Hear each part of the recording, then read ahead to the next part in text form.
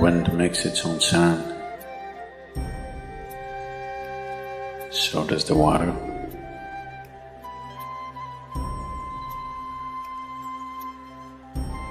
So does the earth. In fact, so does the sky. All the celestial objects are making their own sounds. There are sounds of pain, sounds of pleasure, sounds of misery, sounds of joy. For everything there is a sound. With human life, it's very true. Sounds of life, and there are sounds of death, and there are even sounds of silence.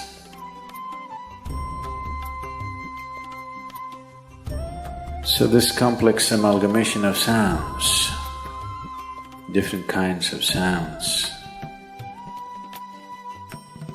creates different intent, different levels of compulsiveness,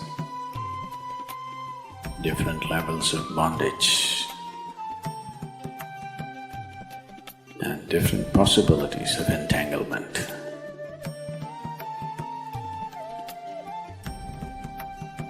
In all this, why one chooses to become silent. Silence is not a way of denying yourself life. It is not even about denying yourself articulation. Silence is about moving from compulsiveness to consciousness. All sounds represent different forms and different dimensions of compulsiveness. When one chooses to become conscious, not be entangled in the compulsive nature of the existence, he naturally chooses to become silent. Silence does not mean shutting your mouth silence, plugging your ears silence. You can sing in silence, you can dance in silence, you can even speak in silence, you can even scream in silence. Don't try.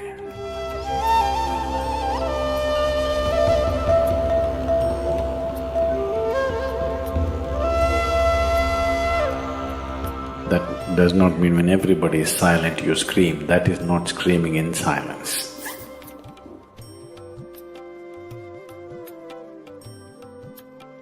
Because sound is of the surface, silence is of the core. It is only the surface which makes the sound. See, now the water is hitting the surface and making the sound. Deep down, there is no sound. That is so with life. On the surface, it is a very complex mesh of sounds, a maze of sounds happening. But at the core, there is no sound. There is no word for no sound in English language. We call it nishabd.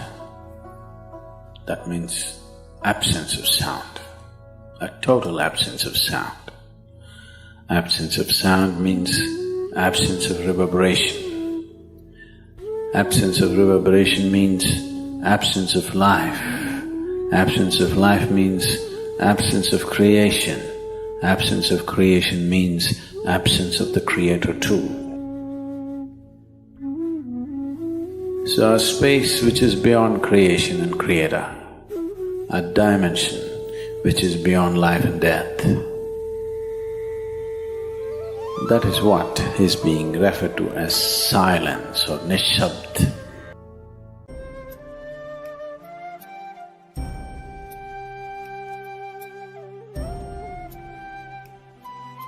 one cannot do this. One can become this. Commonly, there are two words employed to describe this. One is man, that means you're practicing silence, you're not silent. You shut your mouth and you're remaining in man. This is not nishabd. Man means you're practicing silence. If you're practicing something, obviously you're not that. Are you life or are you practicing life? I'm asking you. Are you life or are you practicing life? Practicing life? No, your life. Maybe not very well practiced, but your life. Similarly, there is a difference between practicing silence and becoming silence. Practicing silence starts as a certain restriction, but slowly, as one practices silence, one can possibly become silent. One can become silent in intense activity, but nobody can keep up intense activity forever. Moments of intense activity are only moments, nobody can sustain it. You'll expend yourself. Only if you can achieve it in inactivity, it is sustainable. If something is possible only in intense activity, it is never sustainable. In a very intense and ecstatic moment of singing, somebody may become or taste a moment of silence. But how long can you keep it up? Your throat will tear. And your neighbors may kill you. Possible. So this possibility of coming to silence or becoming silent also means to become still, to become utterly still. Stillness can be achieved in so many ways. If you watch a snake, he's still. If you watch a tiger which is on a hunt, absolutely still, charged but still.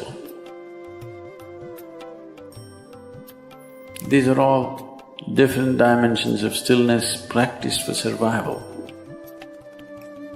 If a snake moves too often, he'll get killed. If a tiger does not know how to be still, he'll never get his food. These are all acts of survival. A human being, for survival, he has to be active. Only when his vision falls upon something which is beyond survival, then he will think of stillness. Then he will understand as he observes himself, as he notices the complexity of one's compulsions. He understands the only way to solve it is to become still. To train this body, to train this mind, to become still,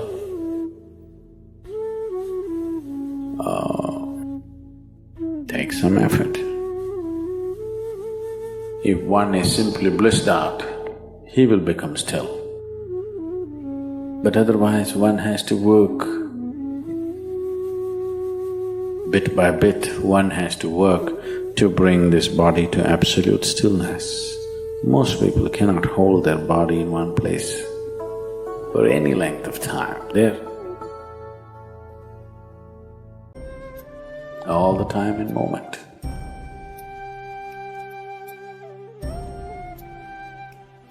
As it is said, A man is ill only because he does not know how to be still.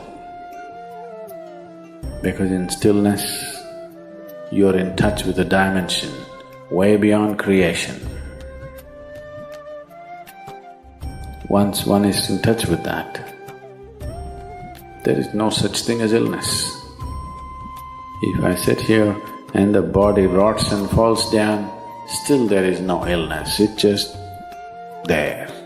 Because in fact, when one becomes utterly still, he may not be able to hold on to the body unless he learns the tricks, the mechanism of the body. So why should I become still? Will I lose my body? Anyway, you will lose your body. When the time to lose your body comes, if you want to lose it gracefully, then you must know at least a little bit of stillness. If you want to put your body down like you can put this piece of cloth down, with the same ease, with the same gracefulness, then you need to have some stillness in you. Otherwise, you and your body, you have to be torn apart, which is an ugly thing to do. When you're being torn away from your body, it is an ugly and painful thing to do, unless you can keep it down. There's no grace in life. So if one has to attain to that grace, at least a certain amount of stillness has to enter your life. For this to happen, a certain level of silence has to enter your life. If right now it is not coming, at least practicing a little bit of mouth. In an hour, if you're speaking 1573 words right now, how many more? How many words do you spit out in a minute? 1573, you're actually doing that many? I thought that's impossible.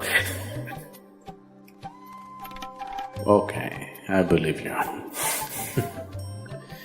So whatever number you're doing, see if you can articulate the same things that you're saying with half the number of words. Suddenly you will become extremely conscious of everything. Right now, our oral diarrhea is happening. If you're doing 1573, it's diarrhea, okay.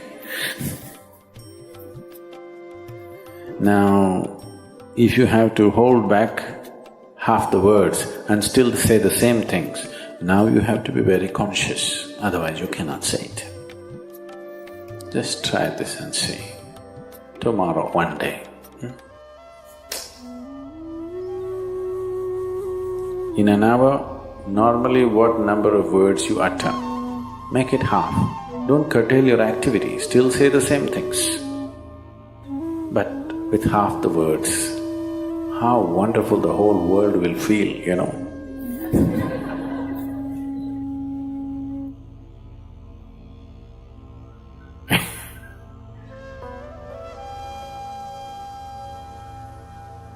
World will be a wonderful place, I'm telling you, tomorrow, if everybody does this. Many marriages will be saved.